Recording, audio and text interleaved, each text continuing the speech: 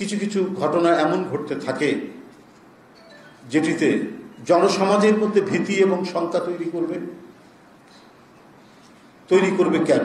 আপনার এই যে মব সংস্কৃতির কথা যেটা বলা হয়েছে, 2 দিন আগে রংপুরের তারাগঞ্জ উপজেলার হিন্দু সম্প্রদায়ের 2 জন মানুষ, একজন কি প্রদীপ লাল আর তারাপদ লাল বা এই ধরনের একজন নাম, তাদেরকে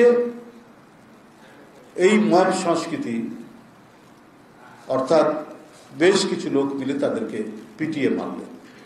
কত দুর্ভাগ্যজনক। পুলিশ সেখানে গেছে, খবর পেয়ে গেছে, গিয়েও ফিরে এসছে যে মবের মধ্যে পড়তে চায়নি। এই যদি আইন শৃঙ্খলার পরিস্থিতি হয় তাহলে আজকে সাধারণ মানুষের নিরাপত্তাটা কোথায়? এটা তো আজকে সবচেয়ে ভাবিয়ে তুলেছে। এই মব কালচার একটা ক্যান্সারিয়াস গ্রোথ, একটা বৃহত্তর ক্যান্সারের ঘা তৈরি করেছে আমাদের জনসমাজের মধ্যে।